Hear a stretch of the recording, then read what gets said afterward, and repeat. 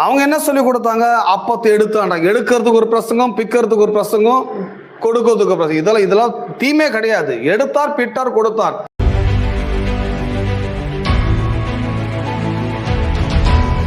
இந்த கசப்பான வாழ்வை விட்டு பாலும் தேனும் நலமும் விசாலமான ஒரு நல்ல நாட்டுக்கு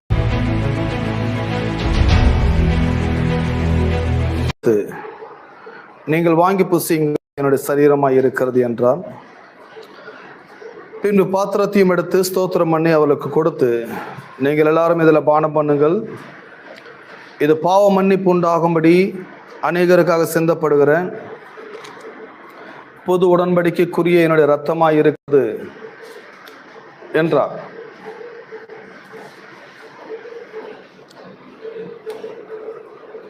கிறிஸ்தவ சமுதாயத்திலே கிறிஸ்டியானிட்டிக்குள்ள 2 சடங்குகள் முக்கியப்படுத்தப்படுகிறது. ஒன்று ஞானஸ்தானம், இன்னொன்று ராபோஜனம். இந்த ராபோஜனம் ஆதி திருச்சபையிலே தினந்தோறும் எடுத்தார்கள். ஏர்லி சர்ச் சொல்லுவாங்க, டெய்லி அவர்கள் கூடி வரும் பொழுதெல்லாம் அவர்கள் அப்பம் பிட்டார்கள் என்று சொல்லப்பட்டுள்ளது. ஸோ இது டெய்லி செய்ய வேண்டிய ஒரு விவகாரம். இதை ஸ்டாப் பண்ணாதீங்கன்றாங்க. இது ஏன் திருவிருந்த இவ்வளோ இம்பார்ட்டன்ஸ் கொடுக்க வேண்டியதாக இருக்குது? ஞானஸ்தானம் ஒரு வாட்டி தான் நடக்குது. ஒரு வாட்டி நாம் ஞானஸ்தானம் எடுக்கிறோம். அதுக்கு அடுத்தடுத்து தொடர்ந்து இந்த திருவிருந்த திரும்ப திரும்ப செய்து கொண்டே இருக்கிறோம். ஒவ்வொரு மாதமும் எடுக்கிறோம். ஒவ்வொரு வாரம் கொடுக்குற சபையெல்லாம் இருக்குது. ஒவ்வொரு நாள் கொடுக்குற சபை கூட இருக்குது. டெய்லி கொடுத்தா கூட ஒன்றும் தப்பு கிடையாது. அது பெரிய வேலை. டெய்லி ரெடி பண்ணி கொடுக்கணும்னா டெய்லி கொடுத்து கப்பெல்லாம் கழுவி மறுபடியும் காய வச்சு மறுபடியும் ஊற்றி, அது பெரிய வேலை. அதனால தான் மாதத்துக்கு ஒரு வாட்டி கொடுக்கறது. நம்ம மாதம் எடுக்கிறோமா, வாரம் எடுக்கிறோமா, டெய்லி எடுக்கிறோமாங்கிறது முக்கியம் இல்லை. பட் இதனுடைய கான்செப்ட் என்ன? ராபோஜனத்துடைய தீம் என்ன? என்னுடைய காலத்தில் நாங்கள் இந்த ஒரு பெந்தகோஸ்த பின்னணியிலேருந்து வந்ததுனால, இந்த மாதிரி ஆட்களோடு இருந்ததுனால, இந்த ராபோஜனத்தோட கான்செப்டை இன்னைக்கு நான் டீச் பண்ணுற மாதிரி என்னோட காலத்தில் யாரும் டீச் பண்ணது கிடையாது. ஆகவே தான் அந்தளவுக்கு பைபிளை குறித்த ஒரு பெரிய புரிதல் இல்லாமல் இருந்திருக்கிறேன். அவங்க என்ன சொல்லி கொடுத்தாங்க? அப்பத்தை எடுத்தாண்டாங்க. எடுக்கிறதுக்கு ஒரு பிரசங்கம், பிக்கிறதுக்கு ஒரு பிரசங்கம், கொடுக்கிறதுக்கு ஒரு பிரசங்கம். இதெல்லாம் தீமே கிடையாது. எடுத்தார், பிட்டார், கொடுத்தார். ஹோல் பேசேஜ் உடைய கான்செப்ட் என்ன? மத்தேயு 26, 26லேருந்து 29 வரைக்கும் ஒரு பேசேஜ். அது அந்த பேசேஜோட கான்செப்ட் என்னன்னா, இயேசு உங்கள் பாவங்களுக்காக மரிக்கிறார், உங்களை மீட்டெடுக்கிறார். அதோடு கூட அவருடைய மெயின் தீம் என்ன? உங்களோட ஒரு உடன்படிக்கை பண்ணுகிறார். எல்லாம் உடன்படிக்கை பண்ணுகிறார். சோ பிலீவர்ஸ் எல்லாம் யார்? விசுவாசிகள்லாம் யார்னா கவர்னன்ட் பீப்புள், உடன்படிக்கையின் மக்கள், கடவுளுடைய ஜனங்கள், தேவனால் மீட்கப்பட்டவர்கள், தெரிந்து கொள்ளப்பட்டவர்கள், அழைக்கப்பட்டவர்கள், பரிசுத்தம் உள்ளவர்கள், உடன்படிக்கையின் ஜனங்கள். இந்த ராபோஜனம் எடுப்பதற்கு இந்திய திருச்சபைகளில், இந்தியாவில் ஒரு சட்டத்தை வச்சிருக்கிறாங்க. ராபோஜனம் எடுக்கணும்னா நீ கண்டிப்பா என்ன எடுக்கணும்? பாப்டிசம் எடுக்கணும். இது ஒரு கமர்ஷியல். ராபோஜனம் எடுக்கிறதுக்கு பாப்டிசம் தான் முக்கியமா அப்படின்னு என்னைய கேட்டீங்கன்னா, ராபோஜனம் எடுக்கிறதுக்கு பாப்டிசம் விட மிக முக்கியமானது நீங்கள் கிறிஸ்து இயேசுவை விசுவாசிக்க வேண்டும். நீங்கள் இயேசு கிறிஸ்துவை என்ன செய்யப்பட வேண்டும்? விசுவாசிக்க வேண்டும். விசுவாசித்தாலே போதும், நீங்கள் நீதிமான்களாக்கப்படுகிறீர்கள். இயேசுவை விசுவாசித்தாலே என்ன ஆகிறீங்க? நீங்க நீதிமான்கள் ஆக்கப்படுகிறீர்கள். இதை விட ஒரு பெரிய ஒரு லெவல் இருக்கானா? வேறு பெரிய லெவல்ல ஒன்றும் கிடையவே கிடையாது. ரோமர்ல தான் வாசிக்கிறோம் அல்லவா? விசுவாசிக்கிற யாவர் மேலும் அவர் நீதியை ஊற்றுகிறார், நீதியை பொழிந்தருளுகிறார். விசுவாசிக்கிறவன் கெட்டு போவதில்லை, விசுவாசிக்கிற நித்திய ஜீவனை பெறுகிறான். விசுவாசிக்கும் போது என்ன நடக்குது? இயேசுவை விசுவாசிக்கும் போது என்ன நடக்குது? இயேசுவோடு நீங்கள் கலந்து விடுகிறீர்கள், இயேசுவோடு நீங்க இணைக்கப்படுகிறீர்கள். அது மட்டுமல்ல, இயேசுவோடு கூட நீங்கள் ஞானஸ்நானம் பண்ணப்படுகிறீர்கள். இயேசுவை விசுவாசிக்கும் போது நீங்கள் யாரோட ஞானஸ்தானம் பண்ணப்படுகிறீர்கள்?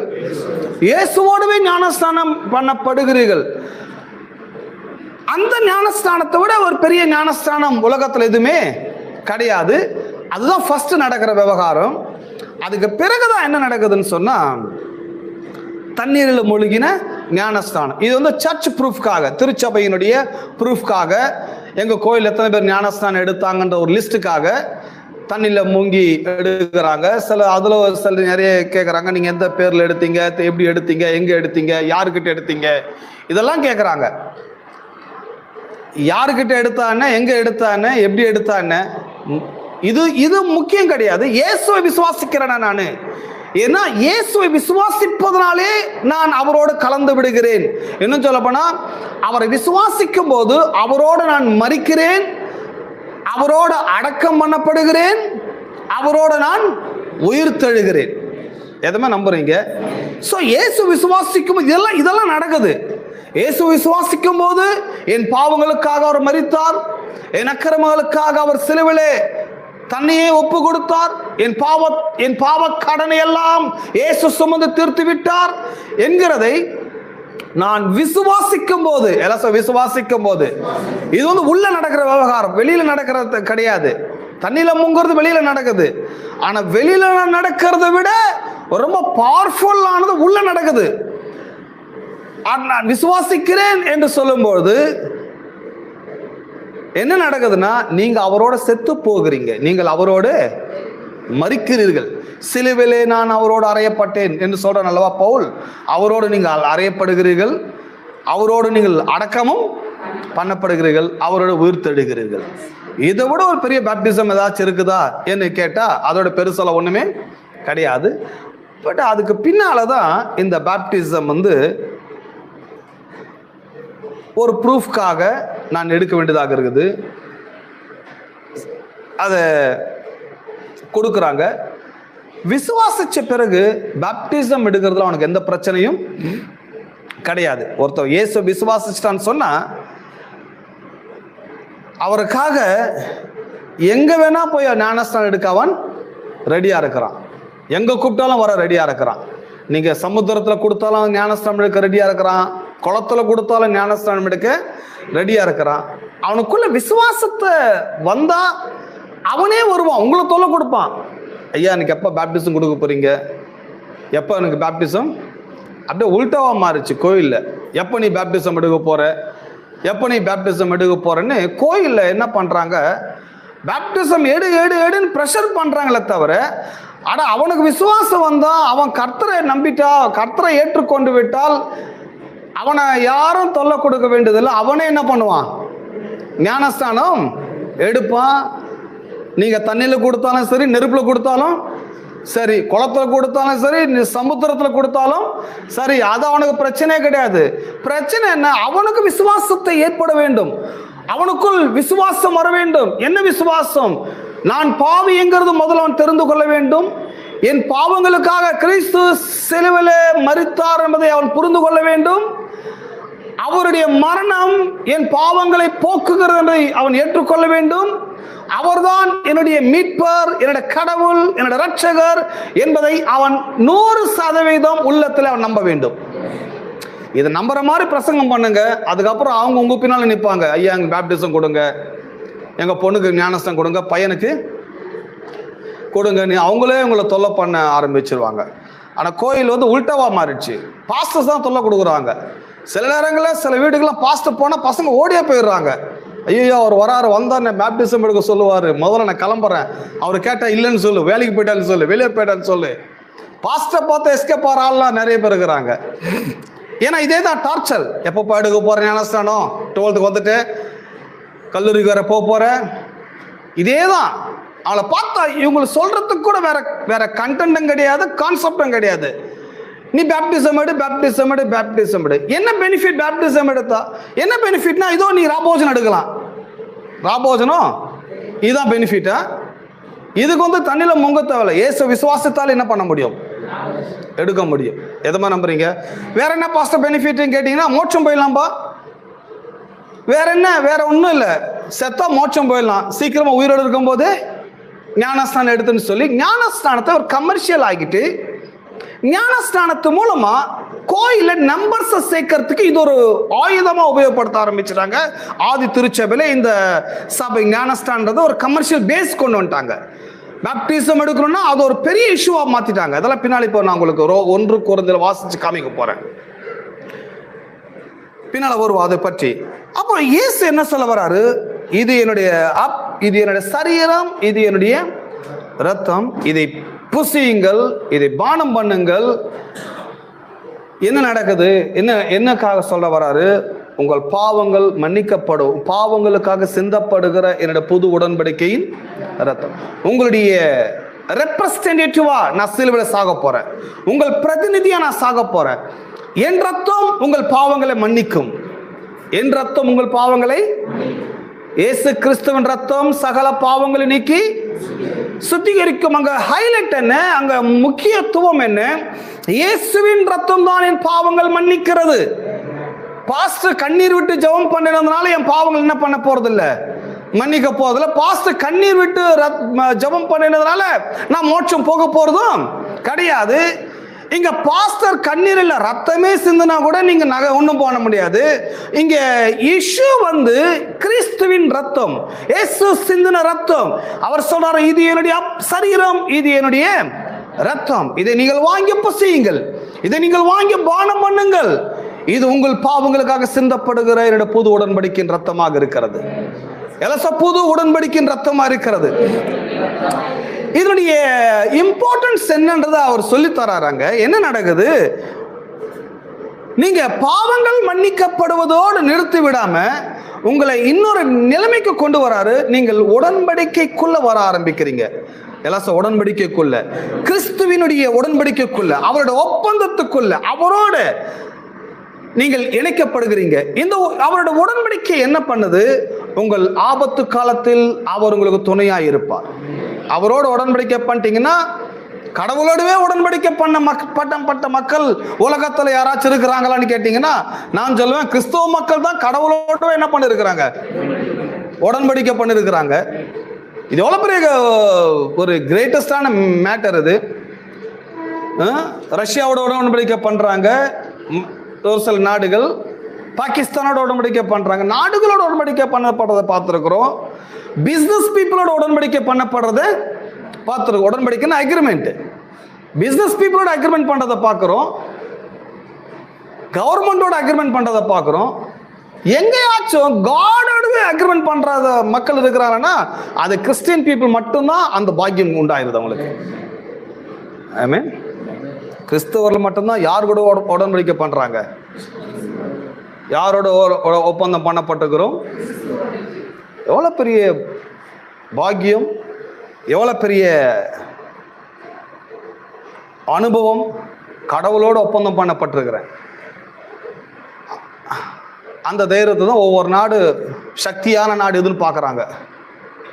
இருக்கிறதுலே ஆர்மியில சக்தி எது இருக்குது, பொருளாதாரத்தில் எந்த நாடு ரொம்ப சக்தி உள்ளதா இருக்குது, மிலிட்ரி யார்கிட்ட ரொம்ப அதிகமாக இருக்குது, பணம் யார்கிட்ட அதிகமாக இருக்குது, செல்வாக்கு எந்த நாட்டுக்கிட்ட அதிகமாக இருக்குன்னு சொல்லி ஒரு சில ஏழை நாடுகள் என்ன பண்ணுவாங்க, கையில் காலில் விழுந்து அந்த நாட்டோட என்ன பண்ணிடுறாங்க, ஃபர்ஸ்ட் போய் ஒப்பந்தம் பண்ணிடுறாங்க. ஏன்னா இப்படி ஒப்பந்தம் பண்ணிட்டேன்னா பக்கத்து நாட்டுக்காரர் என்ன பண்ண மாட்டாங்க, நம்ம டார்ச்சர் கொடுக்கவே மாட்டாங்கிற ஒரு பயம் இருக்கட்டும் அவனுக்கு, அவரு கூட ஒப்பந்தம் பண்ணிக்கிற பயம் அவனுக்கு இருக்கட்டும்ன்ற இந்த கான்செப்டோட தான் ஒவ்வொரு நாடுகளும் இப்படி பலமுள்ள நாடுகளோட சில பலகீனமான நாடுகள் போய் என்ன பண்ணிடுறாங்க, அக்ரிமெண்ட் போட்டுடுறாங்க. ஃபர்ஸ்ட் முத்திக்கிறாங்க, அக்ரிமெண்ட் போட்டுடுறாங்க. அந்த அக்ரிமெண்ட்டுடைய கான்செப்ட் என்னன்னு சொன்னா, இந்த பலகீனமான நாடுகளுக்கு பஞ்சம் வரலாம், ஒரு சில பூகம்பங்கள், புயல் போன்ற காரியங்கள், சுனாமி போன்ற காரியங்கள், பொருளாதார வீழ்ச்சி, வேலை இல்லாத திண்டாட்டம், ஏதோ ஒரு பிரச்சனை வரும்போது இவங்க எந்த நாட்டோட அக்ரிமெண்ட் போட்டாங்களோ அந்த நாடு இவங்களுக்கு என்ன பண்ணி ஆகணும், எல்லா உதவியும் அவங்க செய்வாங்க. ஏன்னா நம்ம நாடு, நம்மளோட ஒப்பந்தம் போடப்பட்டிருக்க நாடு, அந்த நாட்டை நம்ம என்ன பண்ணக்கூடாது, கைவிடவே கூடாதுன்றது அந்த அறிவு நாட்டுக்கு இருக்குது அல்லவா. அப்போ ஒரு நாடோட அக்ரிமெண்ட் போட்டாலே இவ்வளவு ஒரு பெரிய பாதுகாப்பு இருக்குதுன்ற போது கடவுள் கூடவே நம்ம என்ன பண்றோம்? எத்தனை பேர் சந்தோஷமா இருக்கிறீங்க? கடவுள் கூட ஒப்பந்தம் பண்ணப்பட்டிருக்கோம். கடவுளோட பண்ணப்பட்ட ஆள் மாதிரியே பேசுறீங்க. ஒப்பந்தம் பண்ணப்பட்டிருக்கோம். அவர் யாரோ பாவம் இல்லாதவர் போல கடவுள். அவர் ஏதோ பாவம் காட்டில் மேட்டில் ஆடுகிட மேய்ச்சி அவர் ஏதோ பொழப்ப நடத்துறாரு. அவர் கூட நான் அக்ரிமெண்ட் போட்டுக்கேன். இன்னொன்று அவர் ராஜா, வானத்தையும் பூமி படைத்த சர்வ வல்லமையுள்ள கடவுள், சர்வ சிருஷ்டிக்கும் எஜமான், சர்வ ஞானி, சர்வ வியாபி. அவர் பெரிய தேவன், பெரிய கடவுள், ராஜாக்களை ஏற்படுத்துகிறவர், சர்வ வல்லமையுள்ள பிதா. அந்த கடவுளோட நான் என்ன பண்றேன்? ஒப்பந்தம் போடுகிறேன், அக்ரிமெண்ட் பண்றேன். என்னோட பெனிஃபிட்ஸ் என்ன? அவரோடு உடன்படிக்கை பண்ணப்பட்டவளை தேவன் ஒருபோதும் கைவிடவே மாட்டார். அவரோடு உடன்படிக்கை பண்ணப்பட்டவனை தேவன் ஒருபோதும். நேற்றுக்கு ஒரு போதகர் பிரசங்கம் பண்ணிட்டு இருக்கிறாரு. நான் கேட்டு இருந்தேன் வீட்டில். சில நேரத்தில் போர் அடிக்கும் போதெல்லாம் கேட்பேன். போர் அடிக்கும் போதில் ஏன் கேட்பேன்னா, என்ன பண்றானுங்க இவங்க? ஏன்னா நான் அந்த குரூப்பை விட்டு பல வருஷம் ஆகுது. திருந்துனாங்களா திருந்தலையா பார்க்கும்போது இன்னும் திருந்தாம தான் இருக்கிறாங்க. அவங்க என்ன சொல்றாங்க? அப்பத்தை எடுக்கணும், அதை சுடணும். அவங்க யாத்திராமத்தை போயிட்டு நெருப்புல சுட்டு பாபிக்யூ மாதிரி பண்றாங்க போல. நெருப்புல சுட்டு அதை எடுத்து கசப்பான கீரையோட இந்த மாம்சத்தை என்ன பண்ணணும்? அவர் சொல்லும் போது வாயெல்லாம் ஊறுது. இந்த பார்பிக்யூ எங்க கிடைக்கும் சொல்லி. கான்செப்ட் அங்க நெருப்புல சுடுறது, மாம்சத்தை சுடுறது, இந்த கசப்பான கீரையோட சாப்பிடுறது. அவர் என்ன சொல்ல வர்றாரு? இதை நீங்க சாப்பிடும் போது சந்தோஷமா என்ன பண்ணாதீங்க, நீங்க சாப்பிடாதீங்க. கசப்பான கீரையோட டோட்டல் டேமேஜ். அந்த கான்செப்டே தப்பு. மிகப்பெரிய சர்ச்சு, ஆயிரக்கணக்கான மக்கள் கோயிலுக்குள்ள போறாங்க. ஜஸ்ட் இந்த கம்யூனியனை கூட அவங்களால மக்களுக்கு என்ன பண்ண முடியல, சொல்லிக் கொடுக்க முடியல. இது பெரிய அபாயத்தை ஏற்படுத்துன்றது மக்களுக்கு தெரியல. ஏன்னா ரொம்ப விளங்கிக் கொள்ள வேண்டியது ஞானஸ்தானத்தை எப்படி விளங்கிக் கொள்றோமோ திருவருள் அவ்வளவு என்ன பண்ண வேண்டும், விளங்கிக் கொள்ள வேண்டும். அவங்க என்ன சொல்றாங்க? அவங்க சொல்ற கான்செப்ட் நான் வரேன். இந்த அப்பத்தை நீங்க சாப்பிடும்போது அவங்க சொல்றாங்க, இந்த மாംസத்தை சாப்பிடும்போது கூடவே எதையும் சேர்த்து சாப்பிடுங்க, கசப்பான கீரை. அவங்க எப்படி அத இன்டர்பிரேஷன் கொடுக்குறாங்க, அதை எப்படி வியாக்கியானம் பண்றாங்க அப்படின்னு சொன்னா, கசப்போட சாப்பிடுங்க, துக்கத்தோட சாப்பிடுங்க, அழுகையோட சாப்பிடுங்க. இதை சாப்பிடும்போது சந்தோஷமா நீங்க என்ன பண்ணாதீங்க, சாப்பிடாதீங்க அப்படிங்கிற ஒரு இன்டர்பிரேஷன் கொடுக்குறாரு. Totally wrong. அது கசப்புன்றது எதுக்காக கொடுக்குறாங்க? எகிப்து தேசத்தில் 430 வருஷமா நான் அடிமையாக இருந்தேன். இந்த கசப்பான வாழ்வை விட்டு பாலும் தேனும் நலமும் விசாலமான ஒரு நல்ல நாட்டுக்கு நான் இன்று இரவு பிரயாணமாக போகிறேன். இன்று ராத்திரி என்னுடைய வெற்றியின் பிரயாணம் துவங்க போகிறது. இன்று இரவு என்னுடைய ஆசீர்வாத பிரயாணம் துவங்க போகிறது. இந்த கசப்பான வாழ்வை விட்டு ஒரு இனிமையான வாழ்வுக்கு எக்ஸாக்ட் ஆப்போசிட். கசப்பு பாலும் தேனும், அது இனிமை, இது கசப்பு. இந்த கசப்பான லைஃபை விட்டு ஒரு நல்ல லைஃபுக்கு போகும்போது துக்கத்தோடு போவீங்க.